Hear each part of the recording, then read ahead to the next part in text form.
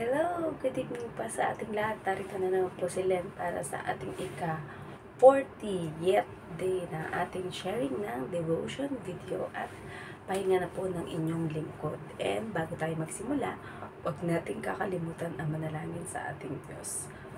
So let's all thank you Lord at nag-burp at busog. So let us all start into prayer. Ama namin Diyos na makapangyarihan sa lahat. Narito na naman po kami muli, Panginoon, at magkakaroon na naman ng pag-aaral at pagbubulay-bulay ng iyong mga salita, Panginoon. At salamat po, Panginoon, muli para sa buong araw na ito, Panginoon, na kami ay malakas, kami ay busog, Panginoon, at nakakakain ng maayos at tama sa oras, Panginoon, at sa trabaho, Panginoon, na ipinagkakaloob mo sa amin, Panginoon. Gayon din sa aming mga mahal sa buhay, sa inyong pag-iingat sa kanila, Panginoon, kahit nasaan man silang panig ng mundo, Panginoon. At dalangin ko rin po, Panginoon, na ang panalangin ng bawat isa sa amin, Panginoon, na alam naming sinagot nyo na, Panginoon. We claim it, Lord God, because we know, Panginoon, na kayo ay nakikinig ng panalangin ng mga matubid at mga sumusunod at tumutupad sa inyong mga ipinagagawa sa amin, Panginoon. Dalangin po namin, Panginoon, ang patuloy na pagsama ng inyong banal na Espiritu sa amin, Panginoon, at tanging kayo ang mapapurihan at ang inyong anak na si Jesus, Panginoon, sa aming gagawing pag-aaral, Panginoon, at ang mga salita, Panginoon, na aking sasabihin, nawa ay inyong gabayan, Panginoon, at puspusin niyo po ito ng karunungan nagmumula sa inyo, Panginoon, upang kayo ang mataas at ang inyong kadakilaan at hindi ang aking sarili, Panginoon. Nais ko lamang po ay maging instrumento niyo, Panginoon, upang ipahayag ang inyong salita sa mga makakapakinig ng video na ito. Muli, ibinabalik po namin ang lahat ng papuri at pasasalamat sa tanging pangalan ng inyong bugtong na anak na si Jesus. Amen. So, ito yung nakalagay sa Lucas 18:3. Sa lungsod ding iyon ay may isang byuda. Lagi siyang pumupunta sa hukom at sinasabi, bigyan po ninyo ako ng katarungan sa aking usapin. Message, sa naturang lugar din na iyon ay mayroon din daw isang byuda na laging pumupunta sa hukom para bigyan siya ng katarungan sa kanyang usapin. Application, ang mga byuda noong panahon na iyon ay masasabing mga kawawa dahil lalo na kung babae. Kagaya nga ng in-explain ko kagabi, dahil hindi iyon makakapagtrabaho di gaya ng mga lalaki. Sa panahon naman natin ngayon, ang mga byudo o byuda, basta may anak o may mga anak, ay may mga nag-aasikaso pa. At pwede ding mailin tulad ito sa mga iba sa atin na nawawalan na ng pag-asa sa buhay. Kung wala kang trabaho, mapagkakakitaan o walang inaasahan na makakatulong sa'yo, lagi nating tandaan na kasama natin lagi ang Diyos. Basta magtiwala tayo na ibibigay niya ang lahat ng ating pangangailangan sa tamang panahon, lalo na kung makikita na lubos ang pananalig natin. So, purihin ang pagkabasa ng salita ng Diyos. So, yun nga, sa parehong lugar, kasi alam niya naman ang ating Panginoong Yesus, lagi ang gagawa ng mga example na merong dalawang klase ng tao. Ayan.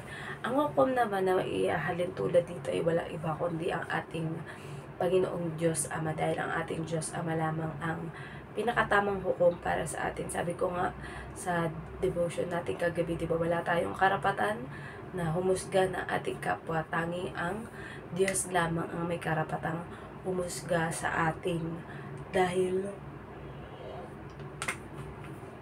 Albert, hikab na hikab, siya ang lumikha sa atin at siya yung nakakaalam kung ano nilalaman ng puso at isip natin, di ba? Dahil tayo, pwede tayong magpanggap o pwede nating i-deny sa iba na wala tayong problema, wala tayong mga iniisip na nakakapagpabagabag sa atin or nakakapagpa-worry sa atin, di ba? Pero syempre, ang Diyos, hindi natin yan maitatanggi sa Diyos sapagkat ang ating Diyos, ang kanyang espiritu ay nasa sa atin. So, kasama natin lagi ang Diyos sa bawat ginagawa natin, iniisip natin, nararamdaman natin sa loob ng ating kalooban, ay alam at nakikita ng Diyos. So, yun nga, ang byuda sa halimbawa ay maihahalin tulad din sa mga tao na nawawalan na ng pag-asa, tapos wala silang trabaho o wala silang pera, di ba? Iniisip nila na paano makakasurvive sa bawat araw na pangangailangan. Pero ito lagi niyong tandaan na kung ang mga ibon nga, ayan, mga ibon sa lalilipad-lipad diyan sa labas, 'di ba? Di naman yan nagtatrabaho eh. Kumbaga, pupunta lang yan sa isang puno, kukuha ay ano, tutukain niya yung mga bunga, 'di ba? Tapos makakakain na siya at nabubusog, 'di ba? Pero tayong mga tao, masigit pa tayo sa mga ibon na yan. Na sabi nga, ang Panginoon ang magpo-provide ng ating mga pangangailangan, lalo na for the day. Kumbaga, wag daw muna nating problemahin yung mga problemahin na pagkain para sa kinabukasan.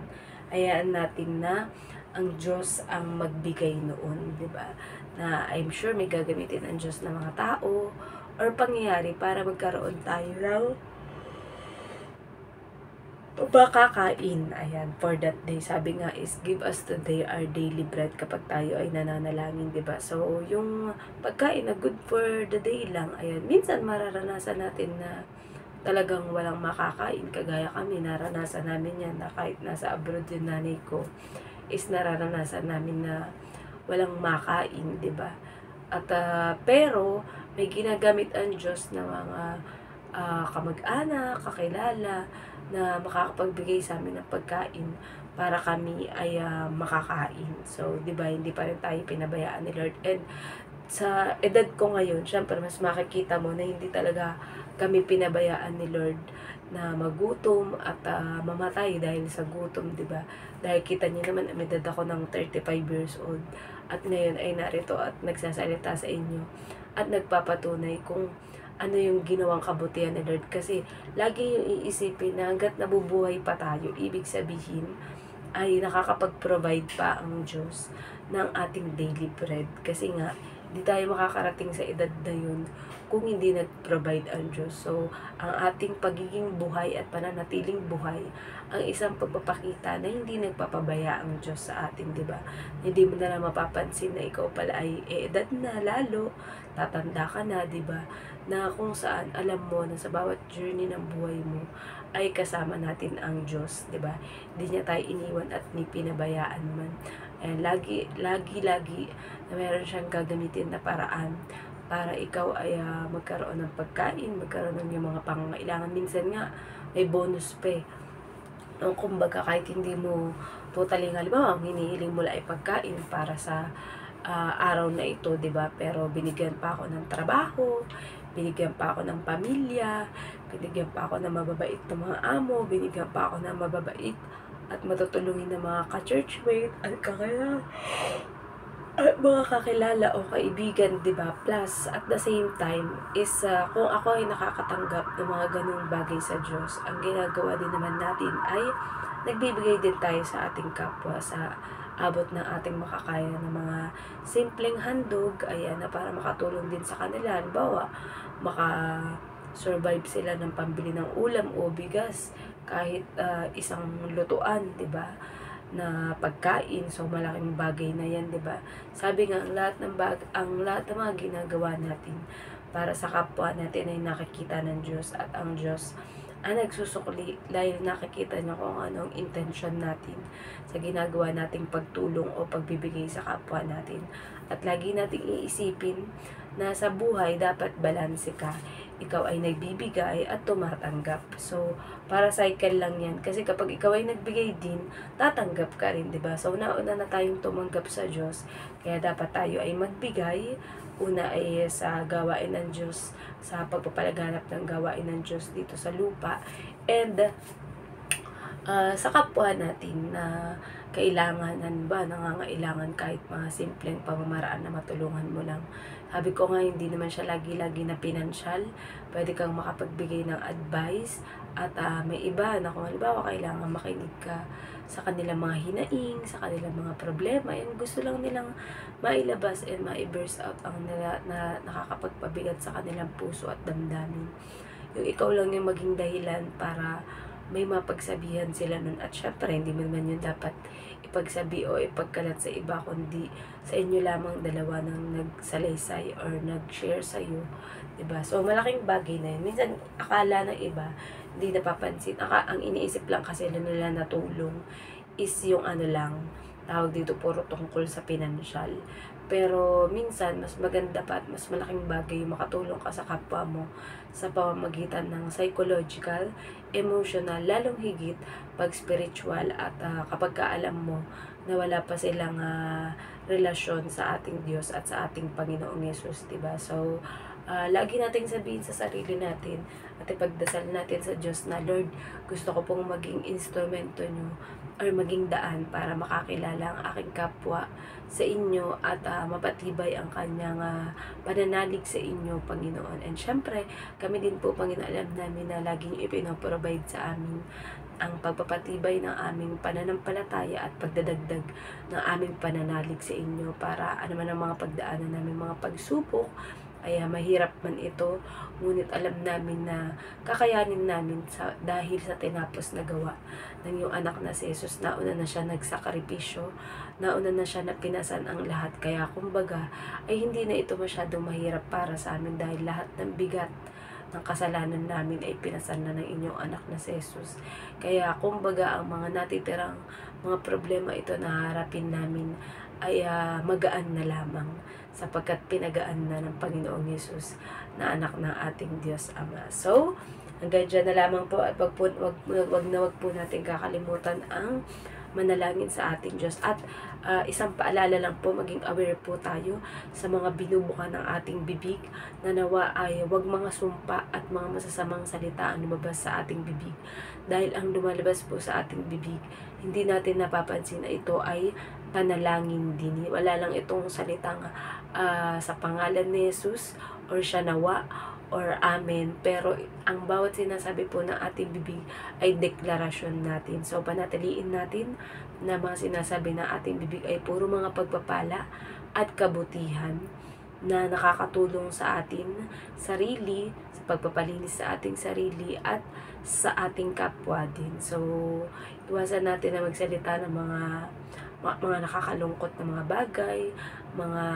bagay na nakakapagpababa sa ating sarili, kundi ang ating mga laging sasabihin ay puro mga positive lamang, like tayo ay pagpapalain ng Diyos, tayo ay palalakasin ng Diyos, tayo ay iingatan ng Diyos, at tayo ay bibigyan ng Diyos ng karunungan para sa ating mga pag-aaral, sa ating mga pagtatrabaho, sa ating araw-araw na mga ginagawa, ay makakaya natin ito dahil sa lakas na kaloob ni Kristo. Sabi nga sa nakasulat sa Bible that I can do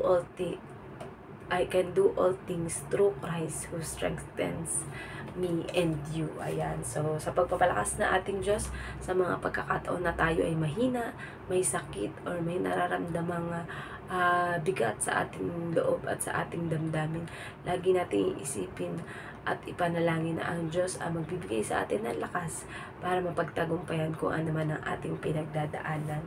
At tayo ay mananagumpay dahil ang ating Panginoong Yesus ay nagtagumpay na sa krus sa pagtubos sa ating mga kasalanan. So, we can live peacefully and happy and laging nagpupuri at nagpapasalamat sa Diyos sa tuwina. So, tayo po ay mag-end na into prayer. Ama namin Diyos na makapangyarihan sa lahat, muli, salamat po, Panginoon, sapagkat nakasisiguro kami, Panginoon, that you're always with us, Panginoon, at hindi nyo kami iniiwan ni pinababayaan man, Panginoon, at alam na alam nyo, Panginoon, kung ano man ang mga nasa loob namin at mga bumabagabag o nakakapag-worry or nakakapag-stress sa amin, Panginoon. And we pray, Lord God, na alam po namin na mapagtatagumpayan namin ito kung paano napagtagumpayan ng iyong anak na si Jesus, Panginoon, ang pagtubos sa kasalanan naming lahat, Panginoon, na mas magaan na ang aming mga dalahin na ito dahil ibinigay at pinagkatiwala na namin